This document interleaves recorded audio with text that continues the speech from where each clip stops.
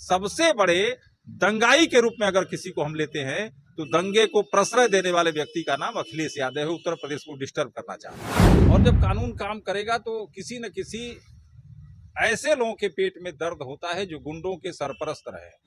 दूध का दूध और पानी का पानी उत्तर प्रदेश की सरकार योगी आदित्यनाथ जी महाराज की सरकार करेगी। संभल में जो मस्जिद है वो मस्जिद ही है या मंदिर है, इसको लेके जब सर्वे टीम वहां पे जाती है और दूसरे दिन का जो सर्वे करती है, उसके बाद जो तमाम घटनाक्रम हुए, हिंसा हुए, उसके बाद जांच की जो मांग की गई, टीमें गठित हुई, वो सारा कुछ प्रकरण आपने देखा, सुना, समझा होगा। इसी पर बात करने के लिए हमारे साथ वरिष्ठ भाजपा नेता, बौद्धिक प्रकोष्ठ से जुड़े हुए और शिक्षा के जगत में काफ़ी बड़ा योगदान देने वाले डॉक्टर अजय मणि त्रिपाठी जी हैं। उनसे बात करेंगे और जानने की कोशिश करेंगे कि इस पूरे प्रकरण पर अभी तक जो कुछ भी हुआ है वो क्यों हुआ है और इसका 2027 विधानसभा चुनाव पर कितना असर होगा। बहुत बहुत स्वागत। एक ही सवाल में पूरा सवाल आपने कर दिया जी।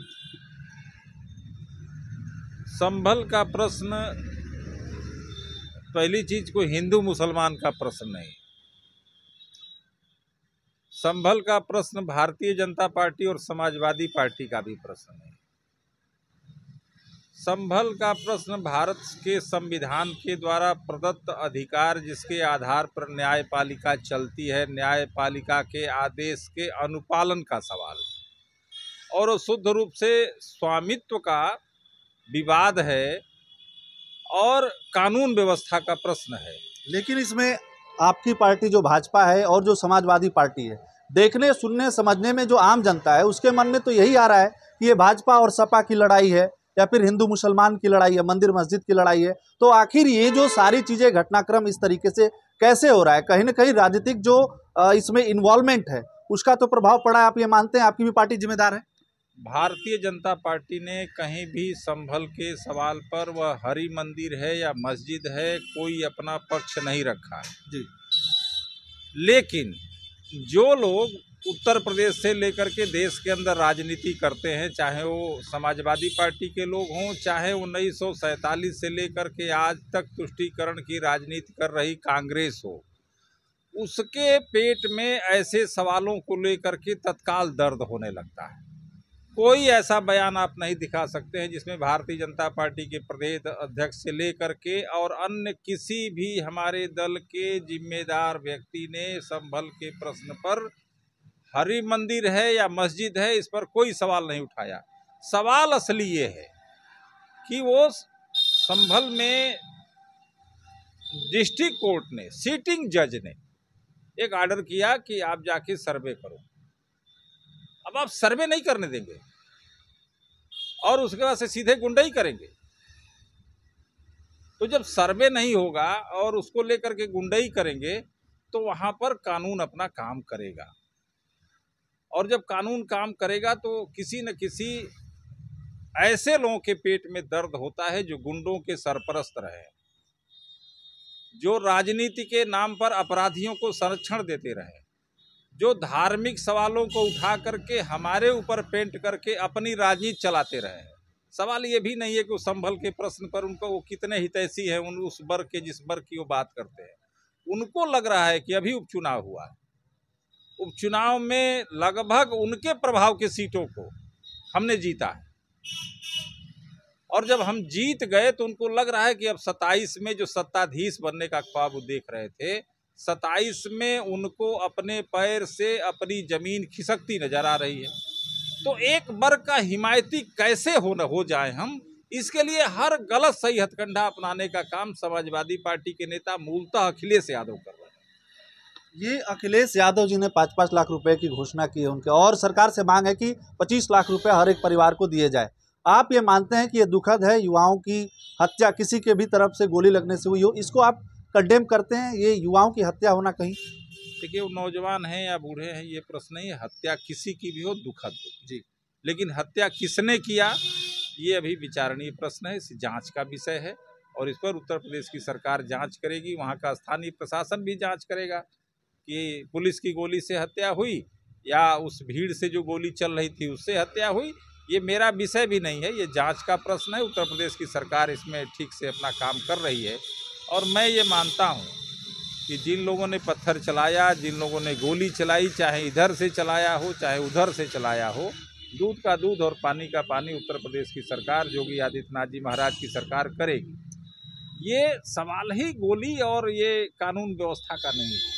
सवाल ये है कि लाल किताब जिसको लोग संविधान कह के घूम रहे थे, असली सवाल वो है कि संविधान के द्वारा प्रदत्त अधिकारों के आधार पर जो न्यायपालिका चलती है, उस न्यायपालिका के आदेश का सम्मान ये गुंडे नहीं कर रहे हैं, और जिसको समाजवादी पार्टी का संरक्षण प्राप्त है, उल्टा भारतीय जनता पार्टी पर वो आरोप लगाते हैं। हम कभी नहीं कहते हैं कि वो सवाल कैसा है, सवाल है, हम इस बात को कहने के लिए अधिकृत ही नहीं है।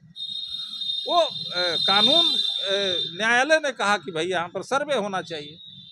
और दूसरी बात कि ये किसी की बात नहीं मानते हैं लोग। अच्छा, आप भारतीय पुरातत्व सर्वेक्षण विभाग उस मस्जिद या मंदिर की का शुरू से ही 1920 से संरक्षण कर रहा है, और 1958 के बाद उस पर कोई नया निर्माण नहीं होगा, ऐसा आदेश लागू हुआ जी। और परमिशन लेनी पड़ेगी जी। और 1958 के बाद उस तथाकथित जगह पर, जिसको ये लोग हिंदू कहते हैं, हिंदू पक्ष मंदिर कहता है, मंदिर और मस्जिद का जो विवाद है, उसमें अवैध निर्माण कई प्रकार के हुए। और जब भारतीय पुरातत्व सर्वेक्षण विभाग वहाँ जाता है तो उसको घुसने तक ये नहीं देते। अब आप बताइए ना, सामान्य जो कमीशन गया था, उस कमीशन को जांच करने में इनको क्या दिक्कत है, क्यों परेशानी पैदा करते हैं? अब अखिलेश यादव जी ने एक सवाल उठाया कि सर्वे टीम दोबारा क्यों गई, ये सवाल उठाते हैं। अखिलेश यादव जी ने कहा कि जितने भाजपाई हैं ये सारे जानबूझ के इस तरीके के मुद्दों को उठा रहे हैं, आने वाले 27 विधानसभा चुनाव में इनकी हार इनको दिख रही है, इस वजह से। एक और उन्होंने सुझाव दिया, उन्होंने कहा कि भाजपाई जो है कैलाश मानसरोवर को भी जो है रिस्टोर करे, वहाँ पर भी जो है वो भारतीय जनमानस से जुड़ा है, भोलेनाथ से जुड़ा है। तो इस पर आपका क्या जवाब, आप जाएंगे वहाँ? देखिए, अखिलेश यादव जी को लोहिया जी का नाम याद है,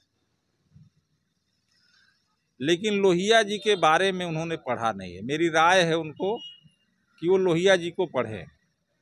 मैं जितना जानता हूँ, और भारत के संसद के दस्तावेजी गवाह हैं वो उसके दस्तावेज, कि डॉक्टर राम मनोहर लोहिया ने आज से संसद में ऑन द रिकॉर्ड कहा कि मानसरोवर भारत का हिस्सा है, चाइना उसको मुक्त करे।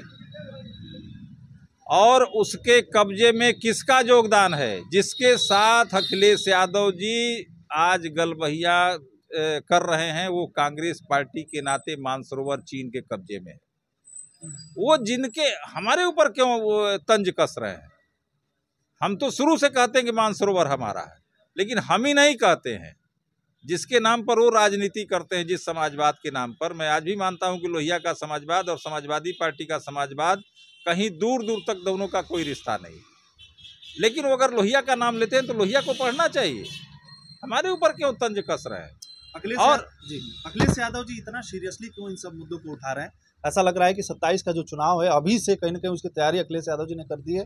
न तो वो संसद में, मतलब केंद्र में, न तो एलओपी है, न यहाँ पे वो कुछ है, फिर भी इस तरीके के जो मामलात है उसको बड़ी मुखरता से उठा रहे हैं। विपक्ष के तौर पे यहाँ से वही दिखाई दे रहे हैं। तो आपको क्या लगता है कि आने वाले चुनाव से इसका क्या संबंध है? देखिए, जो लोग भी जाति और धर्म की राजनीति करेंगे वो ऐसे सवालों को बहुत तेजी से पकड़ते हैं, क्योंकि जमीन पर उनको काम नहीं करना, उनको बुनियादी सवालों पर भी कोई काम नहीं करना।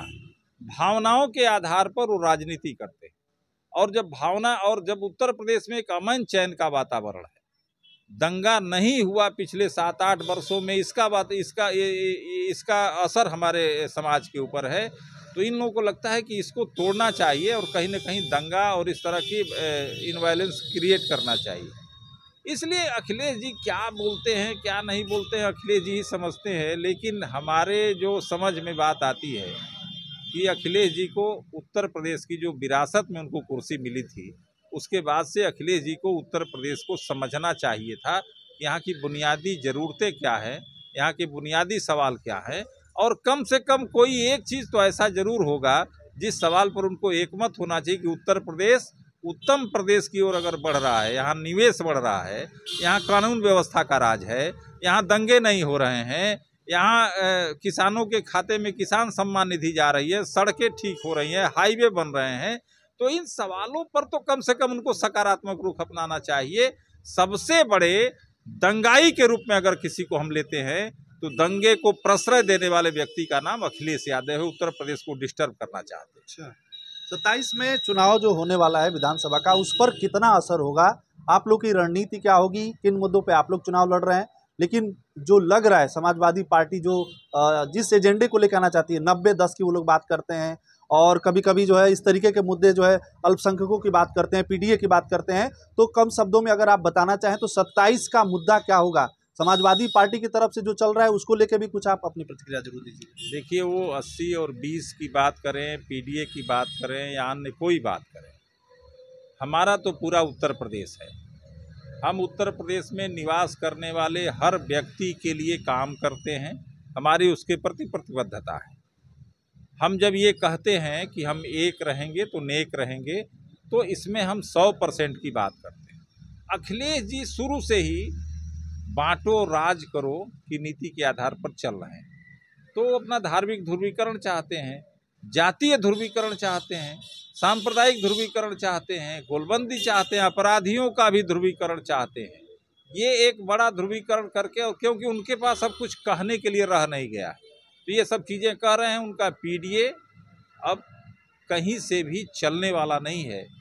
किसी भ्रम के बस एक नैरेटिव बना करके लोकसभा में थोड़ी उनको ऑक्सीजन जो मिल गई थी, और उस ऑक्सीजन मिलने के बाद प्रदेश के वातावरण को जिस प्रकार से समाजवादी पार्टी के लोगों ने खराब किया, जनता को आज लगने लगा है कि नहीं, उत्तर प्रदेश को अगर सुरक्षित रहना है तो योगी आदित्यनाथ जी महाराज की सरकार के साथ रहना है और भारतीय जनता पार्टी के साथ रहना है। और 27 का परिणाम इस उपचुनाव में ही शीशे की तरह साफ है।